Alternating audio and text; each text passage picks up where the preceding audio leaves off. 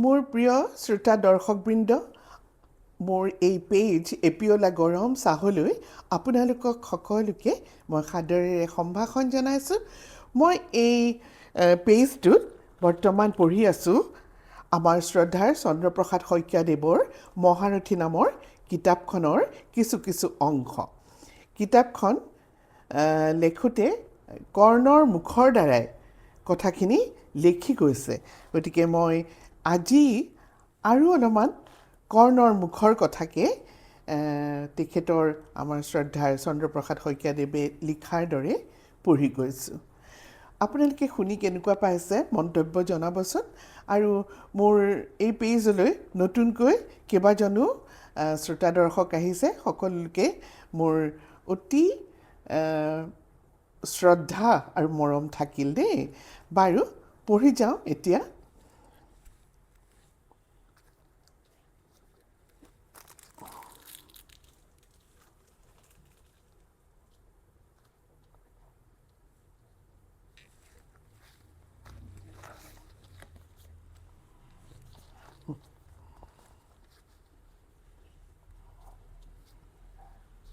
জীৱনৰ একেবাৰে শেষৰ দিনত শেষ ৰাতিৰ এই বন্তিৰ পোহৰত জীৱন স্মৃতি লিপিবদ্ধ কৰিবলৈ গৈ এই কথাই হৃদয়ত বাৰে বাৰে আঘাত কৰিছে যে যুধিষ্ঠিৰ, তেওঁৰ ভাতৃ আৰু দ্ৰৌপদী আৰু মাতৃ কুন্তীয়ে নিজৰ সামান্য দোষৰো ভাগি নোহোৱাকৈ যি যমৰ যন্ত্ৰণা ভোগ কৰিবলগীয়া হ'ল তাৰ কাহিনী শুনি এদিন হাজাৰ হাজাৰ বছৰৰ পিছতো এই ভাৰতবৰ্ষৰ মানুহে আমাক অভিশাপ দিব।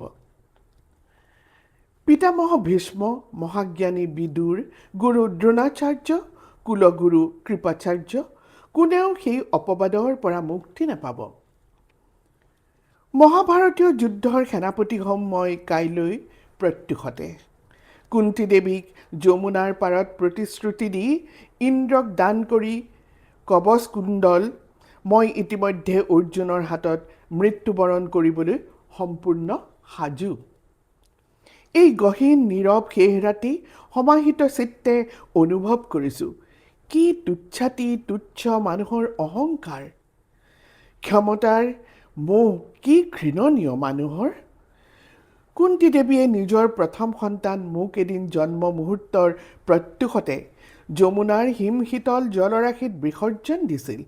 সেই নৃশংস অত্যাচাৰৰ প্ৰতিশোধ ল'বৰ বাবে মই যে সুতপুত্ৰ নহওঁ, মই যে ক্ষত্ৰিয়ৰে সন্তান, মই যে ৰাজকুলৰে সন্তান, সেই কথা প্ৰমাণ কৰি পাণ্ডৱৰ সমকক্ষ হ'বৰ বাবে অসম্ভৱক কৰিলোঁ সম্ভৱ। ঋষিশ্ৰেষ্ঠ পৰশুৰামক ব্ৰাহ্মণ সন্তান বুলি পৰিচয় দি শাপগ্ৰস্ত হ'লোঁ।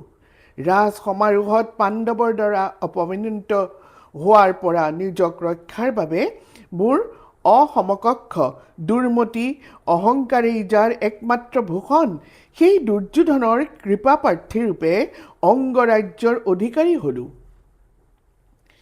একে মাতৃৰে সন্তানসকলৰ নিদাৰুণ বিপদকালত থাকিলোঁ মৌন হৈ। কুলবধূৰ বস্ত্ৰ অপসাৰণৰ দৰে দুপৰতে সূৰ্য লুপ্ত হোৱাৰ দৰে ভয়াৱহ ঘটনাৰ সন্মুখতো নিৰ্বাক নিস্পন্দ হৈ থাকিলোঁ। এই মুহূৰ্তত হৃদয় নিগৰি ভাৱ হৈছে কোনো এক অলৌকিক মানৱাতীত উপায়েৰে এই হৃদয় বিদৰা ঘটনাবোৰ কোনোদিনে কেতিয়াও ঘটা নাছিল বুলি সিদ্ধান্ত কৰিব নোৱাৰিনে? মই যে সেইবোৰ অমানসিক ঘটনাৰ প্ৰত্যক্ষদৰ্শী আছিলোঁ, মূক সাক্ষী আছিলোঁ, তাৰ কথা এই পৃথিৱীৰ পৰা চিৰকালৰ বাবে লুপ্ত কৰিব নোৱাৰিনে? দ্ৰৌপদীক যে দুৰ্মতি দুঃশাসনে ৰাজসভাত বস্ত্ৰ অপসাৰণ কৰি অপমান কৰিছিল, সেই কথা পৃথিৱীৰ স্মৃতিৰ পৰা সম্পূৰ্ণৰূপে নিঃশেষ কৰিব নোৱাৰিনে? পঞ্চপাণ্ডৱ আৰু দ্ৰৌপদীৰ বনবাস যাত্ৰা আছিল মৰ্মান্তিক। এজন এজনকৈ তেওঁলোকে সকলোৰে পৰা বিদায় ল'লে।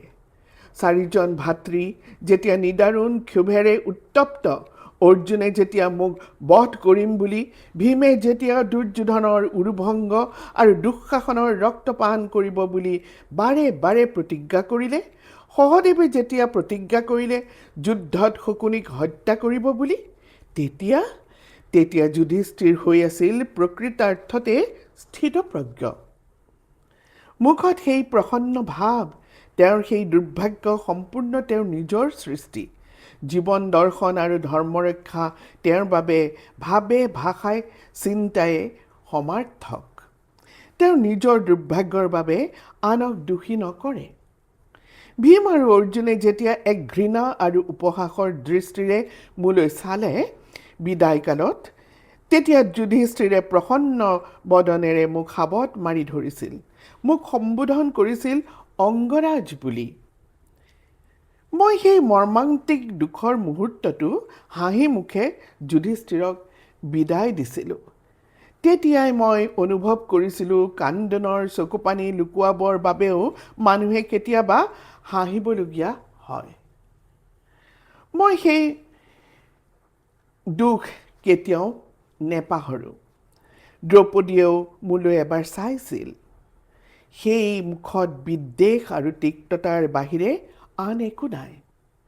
তেনে ব্যৱহাৰ মোৰ প্ৰাপ্য। দ্ৰৌপদীৰ মনত এই প্ৰশ্নই সম্ভৱ অন্তহীন কল্লোলৰ সৃষ্টি কৰিছিল। ঋষি পৰশুৰামৰ পৰা বেদ অস্ত্ৰবিদ্যা লাভ কৰি মহাৰথীৰূপে বিখ্যাত এই দাতাৰাজ কৰ্ণই মোৰ বস্ত্ৰ অপসাৰণ কালত নিস্তব্ধ হৈ থাকি নিজৰ বীৰত্বক কলংকত নিমজ্জিত কৰা নাইনে? দুৰ্যোধন, শকুনি, দুঃশাসন আদি কেইজনমানৰ বাহিৰে আন সকলো শোকাকুল হ'ল। পাণ্ডৱৰ জটাবল্ক বেশ দেখি চাৰিওফালে কান্দোনৰ ধ্বনি উঠিল। বাল বৃদ্ধ যুৱা নাৰীসকলে কান্দিবলৈ ধৰিলে। সমস্ত নগৰ ৰোদন কোলাহলত নিমজ্জিত হ'ল।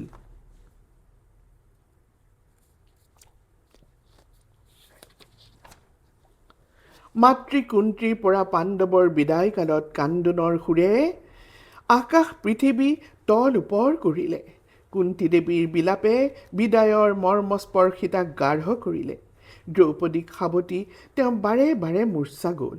কাতৰ কুন্তীক সচেতন কৰাৰ দায়িত্ব এইবাৰ কুলবধূৰ।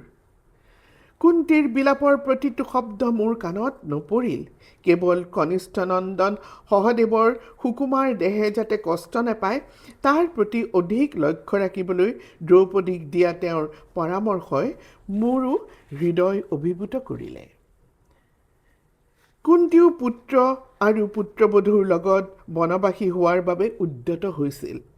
কিন্তু পুত্ৰসকলৰ, বিশেষকৈ দ্ৰৌপদীৰ কাতৰ অনুৰোধত তেওঁ বিদুৰৰ আশ্ৰয়ত থাকি গ'ল। পাণ্ডৱ বনবাসলৈ যোৱাৰ লগে লগে মোৰ মন উন্মুখ উদাসী হ'বলৈ আৰম্ভ কৰিলে। তেনে চিন্তাৰ মাজতে এদিন সিদ্ধান্ত কৰিলোঁ দ্বাৰকাৰ বাসুদেৱ কৃষ্ণৰ কাষলৈ এবাৰ নগ'লে নহয়। দুৰ্যোধনৰ খাতিৰত নহয়, মনৰ তাত্ত্বিক দিশৰ দুৰ্দমনীয় তাৰণাত।